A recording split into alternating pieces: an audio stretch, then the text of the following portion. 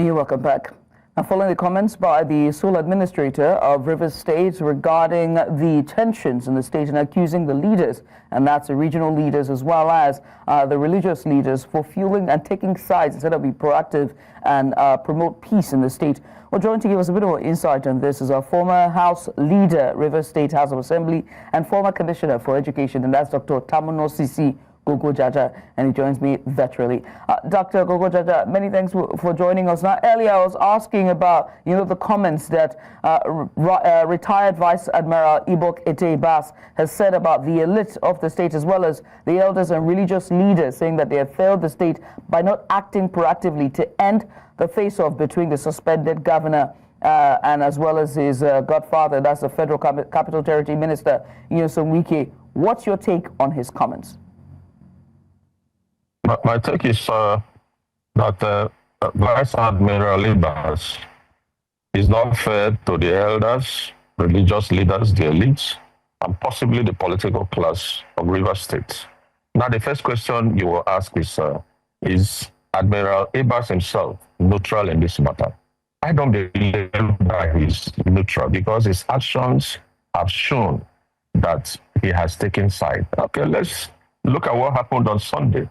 The bishop who gave the sermon on Sunday during the interdenominational service to mark the 58th anniversary of the creation of Rivers State only simply said that this emergency rule should end so that the elected governor should return to come and continue his good work in the state. During the intercessory prayers, the pastor who also handled intercessory prayers prayed that this emergency rule should end so that the elected governor of Rivers State should return to come and continue his good work. What is bad? What is taking side in that in those statements? Vice-Admiral Ibas, has he somebody who is neutral in the matter since he arrived there?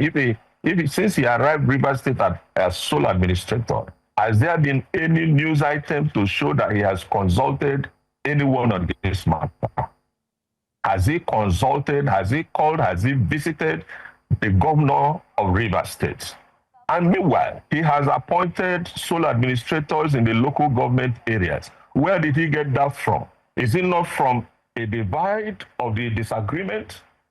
We are told that the permanent secretaries have been barred from communicating with either any politician or their former commissioners. Does that also not show bias? So I think that he should purge himself of biasness before he makes that statement concerning the elites and religious leaders of Rivers State. As far as I'm concerned, the sole administrator is biased in this matter. And Dr. Gogo-Jaja, I do have to ask, as he's making that comment or saying that, the elders have not been fair or been proactive in resolving the issues between the suspended governor and the FCT minister, it begs to ask the question about influence. What influence do clerics and community leaders typically wield in political matters in Rivers State, and how has that changed, the political narrative or events in recent years?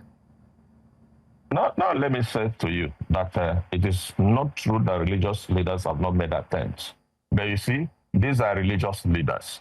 If they invite any of the parties involved and a particular person refuses to honor their invitation as religious leaders, even as their pastors, what will you expect the bishops? What will you expect? In fact, the primate of Church of Nigeria has intervened in the matter because all the parties involved are of the Anglican Communion.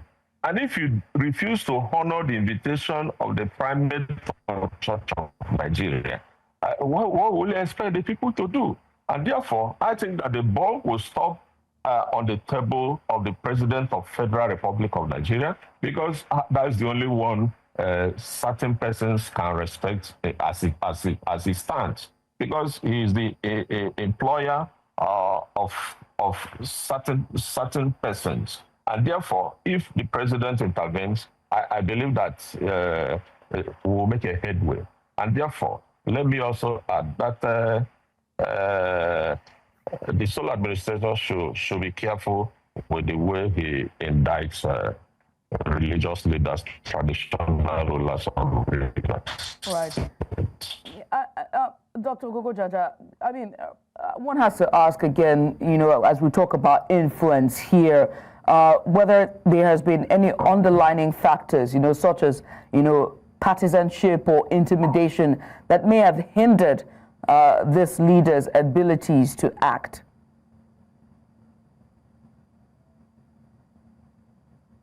To get this point clear, there are two parties involved in the disagreement. And if the two of them cannot come together to resolve their issues, there must be somebody who will intervene. And if all those who are to intervene, a particular party is larger than life, there won't be any headway. And like I said, the only one who can intervene in this matter is Mr. President, because I believe that from my observation, the two parties respect Mr. President.